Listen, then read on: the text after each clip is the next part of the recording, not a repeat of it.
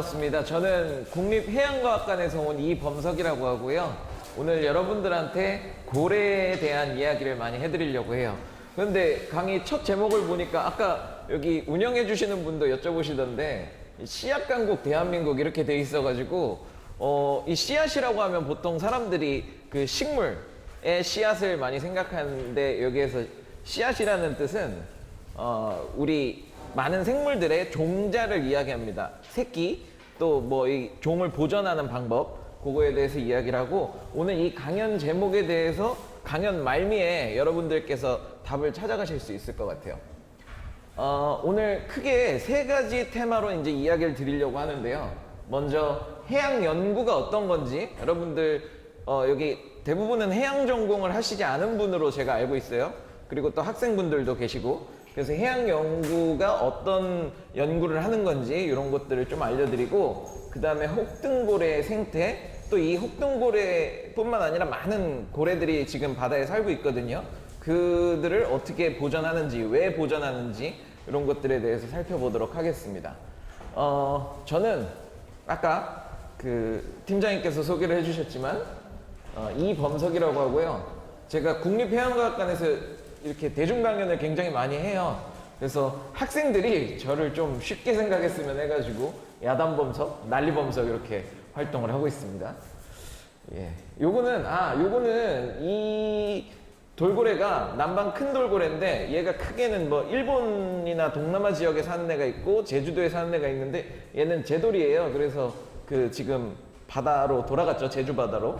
그 친구고, 여기는 제가 근무하는 곳입니다. 국립해양과학관이라는 곳이고, 저는 여기에 제 사무실이 있고, 그 다음에 여기 2, 3층이 전시관이고, 여기가 이제 교육동이 있어요. 교육할 수 있는 공간이. 그래서 여기서 주로 교육, 여기 전시를 하고, 여기 그 캠프를 할 수 있는 숙박시설이 있습니다. 최대 50명까지 숙박이 가능하니까 뭐 연수 오실 분들 또는 단체 학교 이런 데서 오셔서 주무시고 가실 수도 있어요. 자, 이제 본격적으로 해양 연구에 대해서 좀 살펴볼 텐데요.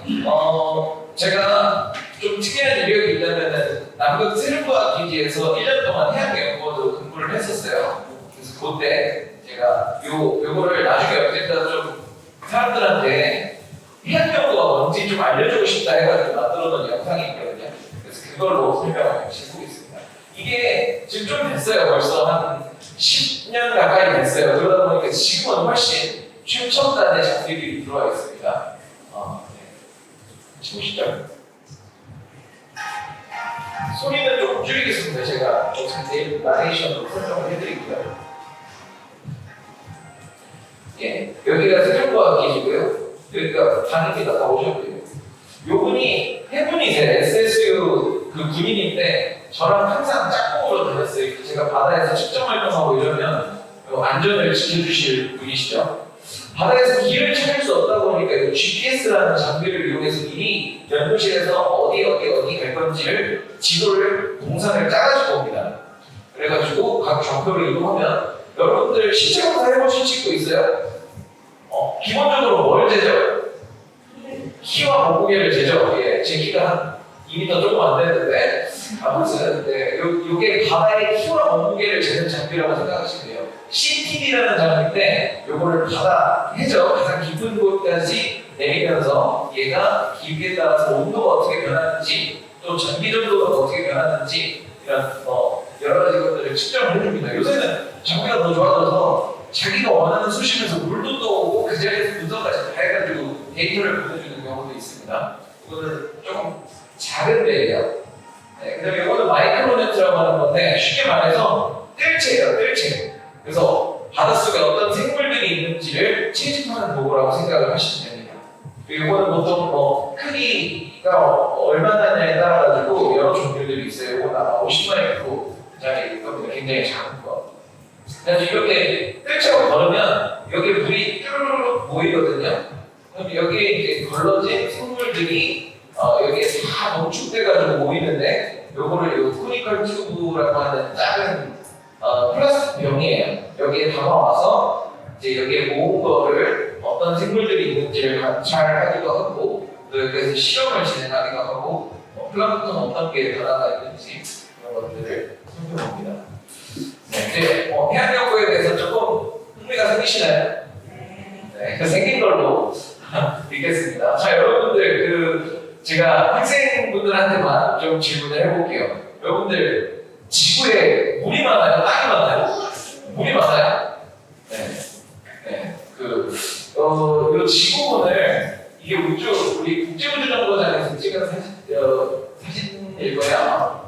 이 땅을 가장 많은 땅이 가장 많이 보이는 지구본을 돌려봤을 때 이 정도가 나오고 또 땅을 한번 돌려봤을 때 이 정도가 나온다고 합니다. 근데 많이들 지금 조금 오해를 하시는 게 사실 지구는 땅이 훨씬 많아요, 물보다.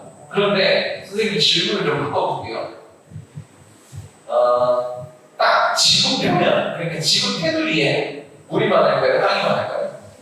맞아요. 지구 테두리에 물이 많아요. 그러니까 다시 말해서 지구에 있는 물을 다 모아도 이게 목성의 위성인 유로파라고 하는 요 작은 지구보다 훨씬 작은 위성인데 거기에 있는 물보다도 작은 양의 물이 있는데 이게 지구의 큰 암석, 그러니까 지구의 큰 돌을 물이 얇게 코팅하고 있다고 생각하면 돼요. 여러분들 땅에 이렇게 잼 발라먹죠? 이렇게 좀 단 거 좋아하는 친구는 딱빵 안 보이게 빨갛게 칠해가지고 먹죠, 잼으로. 네, 선생님도 약간 그래요. 아무튼 이 빵을 얇게 코팅하고 있는 잼처럼 지구를 물이 둘러싸고 있다고 생각을 하시면 돼요. 그리고 지구에 있는 물은 거의 대부분이 바닷물이에요. 97% 정도가 바닷물이고 나머지가 이제 육지에 있는 물인데 그 중에서도 빙하가 상당히 많은 물을 차지하고 있습니다. 그래서 지구에 있는 물들은 이렇게 구성을 하고 있고요. 오늘 이제 그래서 홍등고래에 대해서 본격적으로 살펴볼 건데 제가 그래서 고래를 굉장히 좋아하다 보니까 극지방에 고래가 굉장히 많아요. 극지방에. 이따 고래 생태 설명하면서 다시 자세하게 설명하겠지만 고래는 극지방에서 먹이 활동을 하고 적도지방에서 이제 육아와 출산을 하는 큰 지구 스케일의 동물이에요. 이거는 선생님이 극지방부터 고래를 이렇게 따라가면서 마지막 적도지방에서의 모습이에요. 사실 극지방에서는 고래를 물속에서 담기가 쉽지 않아요. 왜 그러냐면 물이 시야가 그러니까 멀리까지 보이지 않아요. 그러다 보니까 이거 따뜻한 지방에 이제 또 수영도 할 수 있고 또 시야도 좋아하고 선생님이 물속에서 찍은 거예요. 선생님이 다 여기 옆에 고래고 이게 영상입니다. 보여드립니다. 네, 큰 고래고 옆에 새끼를 키우고 있는 모습인데 고래 배가 무슨 색이죠? 하얀색. 등은 약간 푸른색. 그리고 고래 같은 경우에는 홍등고래는 가슴 지느러미가 굉장히 길다는 특징을 가지고 있어요. 그리고 얘가 지금 수면에 이렇게 오랫동안 머무는 이유는 사실 옆에 새끼고래가 있어서 그래요. 새끼고래가 이렇게 수면에서 살아야 하는 이유가 있어요. 이따 설명을 또 드릴게요. 그건 고래의 먹이가 되는 정어리 있는데 얘네가 이렇게 자기들을 보호하려고 자기들끼리 막 모여다니거든요. 그 모습이고 정어리 때문에 보실 수가 있고요. 넘어가서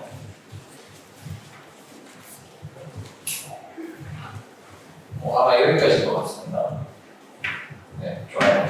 아까 그 고래가 대부분은 좀 밝고 얘는 사실은 지금 이 앞부분이라서 그런데 대부분이 밝고 뒷부분이 검은 이유가 있어요.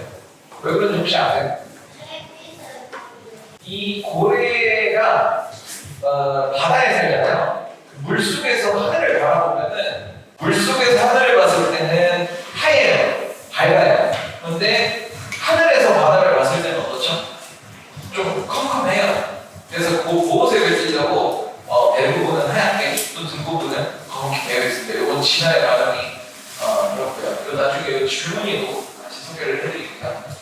이제 고래 생태에 대해서 좀 영상을 봤으니까 이제 본격적으로 생태에 대해서 좀 살펴볼 건데 고래가 사람하고 굉장히 비슷해요. 아까 그 앞선 강연해 주셨던 그 선생님께서도 말씀하셨지만 고래가 물고기인가요?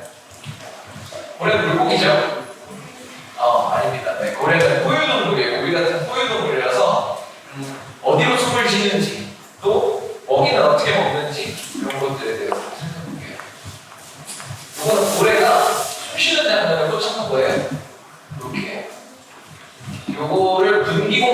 이거 선생님이 찍은 거예요.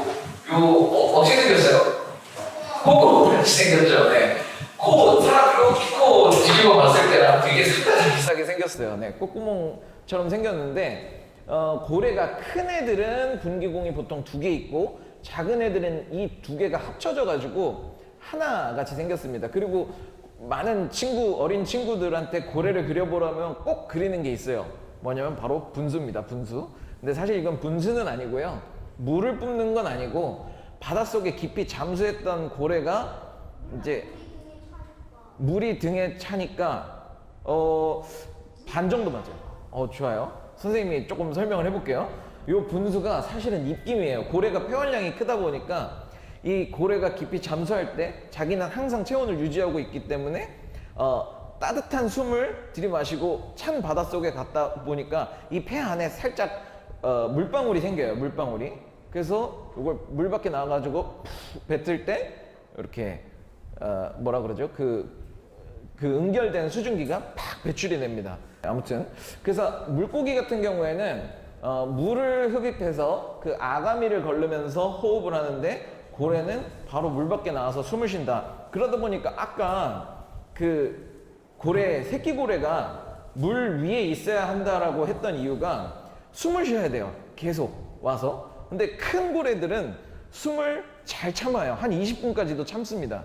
그러다 보니까 바다 깊이 잠수를 하는데 갓 태어난 어린 고래들은 폐활량이 적어요. 그래서 숨을 자주 쉬러 수면에 올라와야 되고 그러다 보니까 이 새끼 고래 때문에 어미 고래가 옆에서 항상 지켜주면서 같이 이렇게 있습니다. 실제로 태어나자마자 어린 고래들은 숨을 쉬게 하려고 어미가 이렇게 그 등으로 이렇게 몸을 받쳐가지고 숨을 쉴 수 있게 도와주기도 하고 그렇습니다. 예. 그 다음에 이제 고래가 밥 먹는 방법에 대해서 좀 설명을 해드리려고 하는데요. 본 적 있어요? 고래 밥 먹는 거? 네. 요게 선생님이 어릴 때 수염고래류랑 뭐 이빨고래류 이런 거를 다 떠나서도 고래가 수염으로 밥을 먹는다고 하는데 선생님이 그게 너무 이해가 안 되는 거예요. 어릴 때 생각으로는 수염은 턱에 나는 거, 요 입 주변에 나는 거 이렇게 생각을 했었거든요. 그래서 무슨 메기처럼 이렇게 수염으로 이렇게 밥을 먹는다는 건가 이렇게 생각을 했는데 요 영상을 보면 되게 직관적으로 알 수 있어요, 여러분.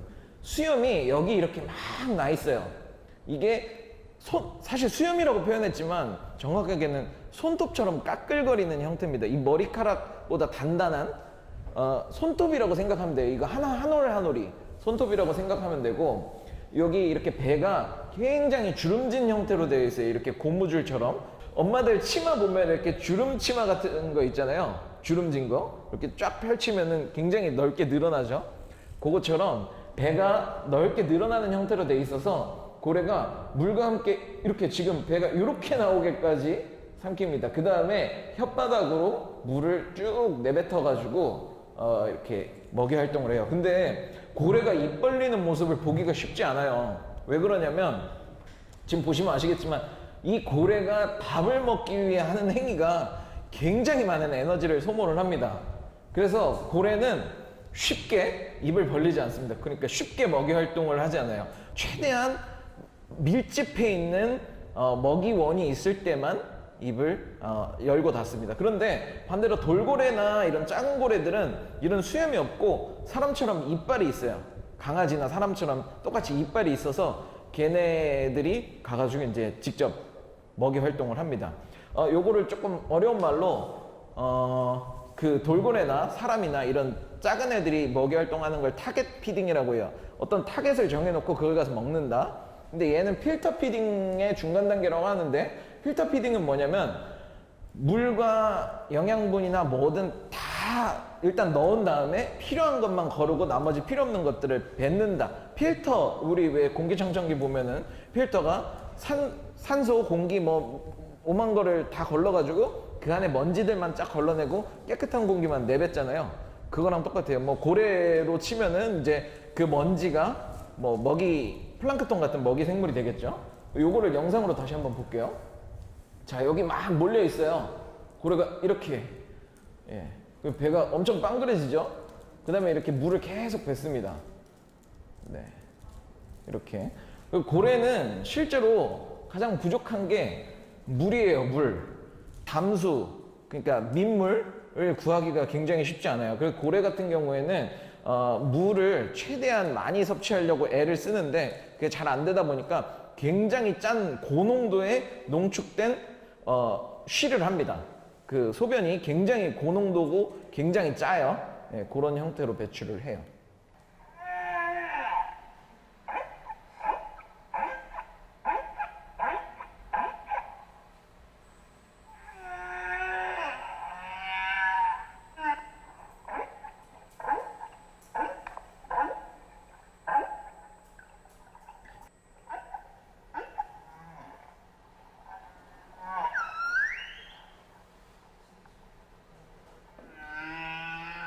지금 여러분이 그 휘슬음을 주로 들은 건데 밑에 고래가 분명히 있어요. 있는데 얘네가 이제 보이지는 않더라고요. 근데 얘네가 두 마리가 있더라고요. 두 마리가 소리가 들려오는 곳이 뭐 한 요쯤에서 하나, 저쯤에서 하나인데 얘네 둘이 번갈아 가면서 소리를 내는 거예요. 그리고 소리가 일정한 주기와 패턴이 있어요. 그냥 딱 듣기에 느끼기에도.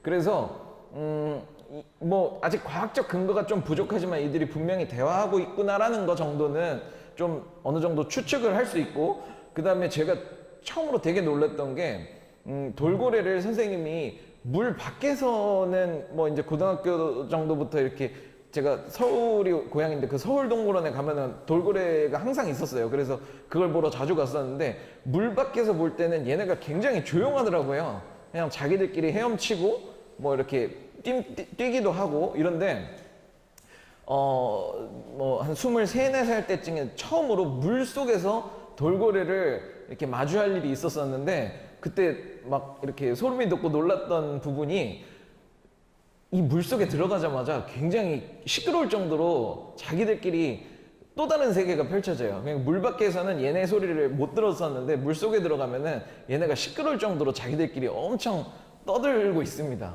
네, 그 다음에 이게 오늘 좀 이렇게 가장 어려운 부분일 수 있어요, 여러분들한테. 지금 두 번째 챕터는 위대한 탐험가, 그리고 얘가 탄소 탱크냐, 고래가 탄소 탱크냐, 아까 탄소를, 기후위기를 막아주는 탄소를 저장하는 저장고인가에 대해서 좀 소개를 해드리려고 합니다. 얘는 이제 혹등고래인데, 혹등고래는 이렇게 전 세계에 14개 정도의 개군이 있어요. 얘네가 우리나라에 사는 사람도 있고 뭐 미국에 사는 사람도 있고 이렇죠. 그런 것처럼 혹등고래도 전 세계에 14개의 개군 정도가 있고, 이 중에 빨간 애는 좀 멸종에 가까운 애들, 그 다음에 파란 애들은 개체수가 그래도 아직 충분히 많은 애들이고, 얘네가 적도지방에 모여가지고 새끼를 낳아요. 한 9월에서 12월 정도 사이에 새끼를 낳고, 얘네가 어느 정도 크면은 한 절반 정도는 북극해로 떠납니다. 북극 지방으로 떠나가지고 북극에서 먹이 활동을 해요. 그 다음에 절반 정도는 남극으로 가서 먹이 활동을 합니다. 근데 이게 왜 그러냐면, 아까 선생님이 그 적도 지방에서 그 고래와 수영하는 모습을 찍었었잖아요. 그 시야가 좋다고 그랬어요. 왜 그러냐면 극지방에 가면은 플랑크톤이 굉장히 풍부해요. 왜 그러냐면 찬물이다 보니까 거기에는 안에 이렇게 물에 녹아있는 산소도 많고, 또 그 다음에 물이 차갑다 보니까 잘 섞여요. 왜 잘 섞이는지는 뒤에서 다시 한번 설명을 드리겠습니다. 물이 잘 섞여요. 그러다 보니까 밑에 가라앉아 있던 슬러지 같은 것들이 잘 떠올라 가지고 그것들이 이제 플랑크톤의 먹이 생물이 많이 되거든요. 먹이원이 많이 되거든요. 그래서 그것들을 먹기 위해 몰려든 플랑크톤들이 많고, 그걸 먹기 위해서 고래들이 많이 옵니다. 근데 적도지방에 가가지고서는 먹이 활동을 하지 않아요. 길게는 뭐 6개월까지도 먹이 활동을 안 하는데, 왜 그러냐면 이 플랑크톤이 별로 있지 않은데 얘가 자꾸 입을 벌려가지고 아까처럼 이렇게 사냥 행위를 해봤자 가성비가 안 나오는 거예요. 그러니까 먹으려고 노력을 했는데 먹어지는 게 별로 없어요. 그러다 보니까 아예 먹이 활동을 진화를 하면서 적도지방에서 먹이 활동을 하지 않고 극지방에 가서 먹이 활동을 하게끔 이렇게 진화를 했습니다. 그런데 새끼를 왜 또 적도지방에서 낳냐?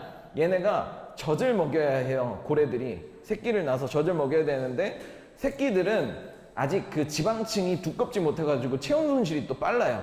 그러다 보니까 이제 적도 따뜻한 물에서 새끼를 낳아서 키우고 얘가 어느 정도 이제 그 추위를 견딜 수 있는 능력이 생겼을 때 극지방으로 이동해서 먹이 활동을 합니다. 자, 우리 따뜻한 물과 차가운 물을 이렇게 갑자기 섞었을 때 어디로 이동하죠? 따뜻한 물이? 네, 위로 이동하고 차가운 물은 아래로 이동하죠.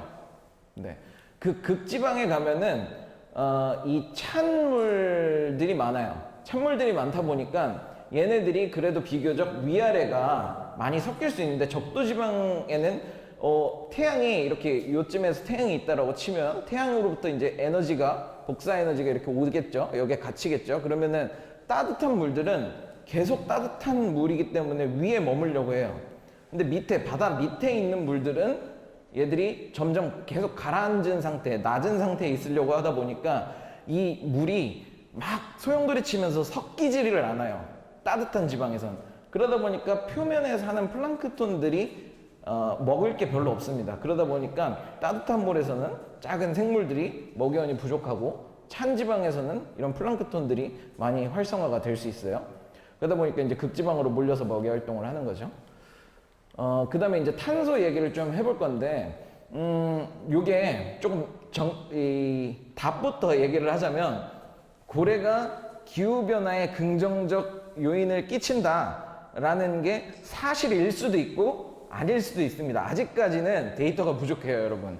근데 이게 미디어에서 소개를 할 때는 이게 굉장히 이 창고인 것처럼, 탄소의 창고인 것처럼 소개를 하는데, 사실은 이 과학자들이 보는 시선에서는 아직까지는 요거를 밝히기는 좀 어렵다라는 부분이에요. 근데 선생님이 오늘 이렇게 여러분들한테 요 바다를 연구하는 요 시야를 좀 넓혀주고 싶어서 양쪽의 의견을 다 가져왔거든요.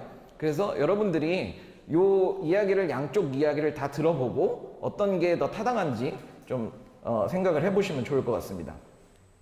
고래 같은 경우, 이건 고래가 죽은 거예요. 고래가 죽었을 때, 이 안에, 여러분들 그 생물이 죽으면 요 배 안에 복막이 있거든요. 그 안에 내장기관들이 아무래도 수분도 많고 더 빨리 썩어요. 부패를 해요. 그러다 보니까 이제 가스들이 나오는데, 이 고래가 안에 얼마나 많은 장기들이 있겠어요, 내장들이.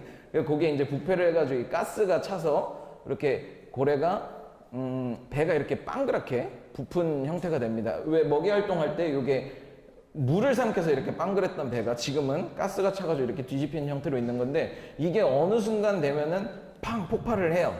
그러고서 이제 이 고래 사체가 바다로 쭉 가라앉게 됩니다. 자, 그래서 이 탄소의 보고라고 주장을 하는, 그러니까 고래가 기후변화 탄소를 머금는 탱크라고 주장을 하는 분들의 주장을 보면은, 우선 첫 번째로 그 앞에서 보신 그 이미지처럼 그 고래가 사체가 죽으면은 얘가 바닥면까지 침강을 하는데, 이 고래가 덩치가 어때요? 굉장히 크죠? 예, 한 25톤 정도 됩니다. 근데 이 25톤 정도 되는 고래가 가라앉으면서 얘가 다 썩어가지고 나중에 이제 뭐 다른 에너지 유기원으로 옮겨질 때까지 엄청나게 오랜 시간 동안을 바다에서 탄소 형태로 저장이 된다. 그렇기 때문에 이게 고래가 기후변화에 긍정적 영향을 준다. 그 다음으로 고래 같은 경우에는 보통 한 10,000m까지도 깊이 잠수를 하는데, 이 깊이 잠수를 할 때 요 바닥면에 있었던 먹이를 먹고 와가지고 이제 부유를 해서 이제 그 배설을 하는데, 이 고래의 똥이 식물성 플랑크톤들이 생장할 수 있도록 여러 가지 도움을 주는 먹이도 되고 이렇게 서식처도 되고 그렇다. 그 다음 두 번째로는 고래가 극지방에 가서 먹이 활동을 하잖아요. 먹이 활동을 하고 극지방에 있는 먹이를 먹고 와서 여기 이제 적도지방에 와서 똥을 싸는데, 그 똥이 또 여기 식물성 플랑크톤이 잘 살 수 있도록 하는 뭐 이렇게 먹이원도 되고 또 서식지도 역할도 한다. 이 식물성 플랑크톤이 그리고 지구의 기후를 유지하는데 굉장히 많은 기여를 한다. 요게 이제 주장의 핵심이에요. 실제로 식물성 플랑크톤은 숲에서 생산하는 광합성보다 훨씬 더 많은 양을 광합성을 하고 있습니다. 왜 그러냐면 여러분 나무는 키가 크면은 어느 정도 될까요? 보통 뭐 아주 큰 거는 100m 넘어가는 것도 있다고 해요. 근데 보통은 요 밖에 있는 나무들을 보면은 한 10m 정도, 10m 내외로 크죠. 그런데 바닷속에서는 여기가 3차원 공간이에요. 그러니까 나무는 아무리 커봤자 2차원에 가까워요. 그러니까 바닥에 붙어 있는. 그런데 바다는 이 태양 에너지가 닿는 깊이가 보통 한 40m에서 시야가 좋은 곳은 한 70m 정도까지 이렇게 나오는데 그 공간에 다 이 식물성 플랑크톤이 살 수 있다는 거죠. 그래서 얘네가 하나하나 광합성을 해주면 굉장히 많은 양의 탄소를 저장할 수 있는 창고다라는 게 이 주장의 핵심입니다. 근데 요 반대되는 의견을 내는 분들은 어떤 부분을 지적을 하냐면 이것들이 고래가 그래 우리 인간의 관점에서 봤을 때 고래가 크기가 크고 많은 거 알겠다. 그런데 이게 지구 전체로 봤을 때 얼마나 되는 양이냐. 그러다 보니까 이제 이 고래가 사람이 볼 땐 굉장히 큰 생물이고 큰 생물인 건 맞는데 이게 지구 전체로 봤을 때는 그렇게 큰 영향을 주지 않는다. 그렇기 때문에 미디어에서 비춰지는 것이 조금은 과장돼 있다라는 주장입니다. 자, 여기가 좀 제일 어려운 부분이었고 그 다음에 이제 해양생물을 보존하는 거에 대해서 좀 말씀을 드리려고 해요. 이 해양생물 보존을 왜 해야 될까요, 여러분? 네. 선생님의 생각을 한번 얘기를 해볼게요. 요거는 사실 조금 미디어에서 비춰질 때 이 돌고래가 수족관이나 이런 데 갇혀가지고 막 이렇게 바다로 돌아갈 때 감사의 눈물을 흘린다라고 많이 기사가 나왔었어요. 얘가 제주 바다로 돌아간 비봉이거든요.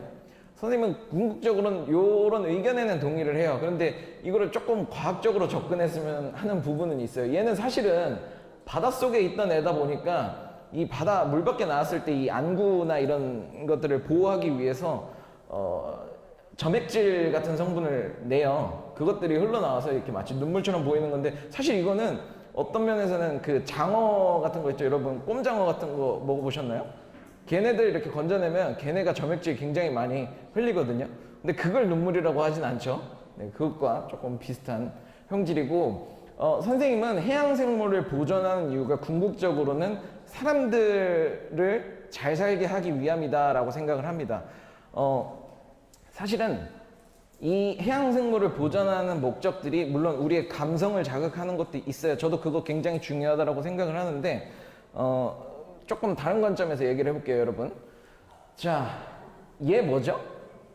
새송이버섯이고 얘는 뭐죠? 송이버섯이에요. 맞아요. 선생님이 그 국립해양과학관이 경북 울진에 있어요. 여기서 한 2시간 반, 3시간 정도 걸리죠. 거기에 특산물이에요. 송이가. 이게 양식하기가 굉장히 어려워요. 그래서 선생님도 아직 사실 그 울진에서 한 4년 정도 살았는데 요 자연산 송이를 한 번도 못 먹어봤습니다. 비싸요. 굉장히 비싸요. 요 정도 양이면 한 70만 원, 80만 원 정도 아마 할 거예요. 근데 지금 더 비싸요. 왜 그러냐면 요게 산불이 크게 나잖아요. 한번 불이 크게 나면은 이 버섯이 균이다 보니까 얘네들이 고온에서 다 살균이 돼버려요. 그래가지고 이 송이가 굉장히 이제 채집하기 어려워서 비싼데 얘는 어때요? 물론 둘이 같은 종은 아니지만 얘는 우리가 양식을 하고 인위적으로 키워낼 수 있어요. 그러다 보니까 얘는 마트 가면은 요만큼이면 한 1,500원에서 2,000원 정도만 아마 살 것 같아요. 요 70만 원과 2,000원 굉장히 많은 차이가 있죠. 또 하나 볼게요. 얘 뭐죠? 얘는 우리가 흔히 알고 있는 광어, 전문적으로는 넙치라는 생선이에요. 얘가 마트 가면 얼마 정도 하나요? 여기 굉장히 고민을 하기 시작하셨어요. 아무튼 그렇게 비싸지 않아요. 국민 생선입니다. 횟집 가면 가장 대중적으로 먹는 게 요 넙치예요. 넙치. 그리고 얘는 뭐죠? 뱀장어인데 얘는 조금 여러분들 쉽게 먹기에는 조금은 부담스러운 가격이에요. 얘는 지금 완전 양식 기술이 없다라고 봐야 됩니다. 사실 있긴 있는데 그거는 실제 키워냈다라고 볼 수 없는 게 예를 들어서 알을 뭐 한 10,000개를 포획하면은 그 중에 한 4-5마리 큰 애로 키워내는데 성공하고 이런 정도 수준이에요. 그럼 아직 사실 완전히 성공했다라고 보긴 좀 어렵죠. 그래서 아무튼 얘는 우리가 컨트롤을 할 수 없고 얘는 우리가 컨트롤을 할 수 있어서 사람이 필요로 할 때 언제든지 수급이 가능해요. 근데 고래 같은 경우에는 선생님은 아직 그 답은 윤리적 답은 조금 찾아가는 과정인데 요 돌고래나 고래 같은 경우에도 지금 사람이 직접적으로 활용을 하진 않지만 요 개체수를 우리가 필요할 때 회복시킬 수 있는 능력은 갖추고 있어야 된다라는 게 선생님의 입장이긴 해요. 그러니까 지금 서식지 외 보존과 서식지 내 보존이 있는데 서식지 내 보존은 그냥 자연 상태에서 자기들끼리 회복할 수 있도록 그냥 자연 상태를 놔두자라는 게 서식지 내, 그러니까 서식지에서 살고 있는 얘네를 건들지 않아 가지고 회복시키자라는 게 서식지 내 보존이고, 서식지 외 보존은 서식지 밖에서, 그러니까 우리가 인위적인 공간에서 이 친구들이 개체수를 많이 늘린 다음에 바다에 풀어줄 수 있도록 도와주자, 이게 서식지 외 보존이거든요. 근데 선생님은 서식지 외 보존 방법을 연구했었어요. 요 고래 같은 경우에도 지금 인공적인 번식 방법이 있습니다. 그래서 미국 같은 경우에는 이 생명공학 기술이 많이 발달해 있기 때문에 암수를 심지어는 선택해가지고 얘를 암컷만 낳게, 수컷만 낳게 이렇게도 선택이 가능하거든요. 그래서 우리도 이런 기술들은 확보를 해서 바다에서 우리가 돌고래나 고래를 볼 수 있도록, 또 오랫동안 볼 수 있도록 요거를 관리하는 기술을 개발하는 게 요 서식지의 보존의 궁극적 목적입니다. 그래가지고 지금 여러 나라들이 이 돌고래나 고래들이 번식을 어떻게 할 수 있는지, 유지할 수 있는지 이런 것들을 연구하는 기술을 갖추고 있습니다. 이거는 선생님이 처음으로 아까 물속에서 돌고래를 보게 된 게 있었다 그랬잖아요. 그래서 아마 22-3살 정도 됐었을 때였던 것 같아요. 고래를 처음으로 이제 가까이서 봤었습니다. 선생님이 사실 고등학교 한 2학년 때 이렇게 돌고래를 처음으로 가까이서 봤어요. 서울동물원 가가지고 맨 앞줄에서 이렇게 봤는데 너무 역동적인 거예요. 얘네가 헤엄치는 모습이. 그래가지고 이제 이 고래에 대해서 좀 공부를 해봐야겠다 요 생각을 갖게 됐었습니다. 요거는 요 세종과학기지 뒤에 면인데 세종과학기지가 한 요쯤에 있고, 뭐 나중에 혹시 남극에 대해서 또 제가 설명할 기회가 있다면 좋겠지만, 아무튼 요 남극은 북극과 달리 땅 위에 눈이 잔뜩 쌓여 있는 거예요. 그 눈을 다 걷어내면 땅이 나오거든요. 그래서 대륙이에요. 그래서 거기를 눈이 쌓여 있으니까 선생님이 쉽게 말해서 등산을 한 거예요. 등산을. 그래서 산을 타고 휴일날 날씨가 좋아서 올라가서 찍은 모습인데, 세종기지는 이 밑에 있습니다. 그 뒷산을 올라간 건데, 이 올라가니까 되게 선생님이 이 사진을 그냥 별 생각 없이 찍었는데, 이 사진을 나중에 집에 와서 자세히 보다 보니까 신기한 모습이 보이더라고요. 요 뒤에 보면은 이거 뭐 같으세요?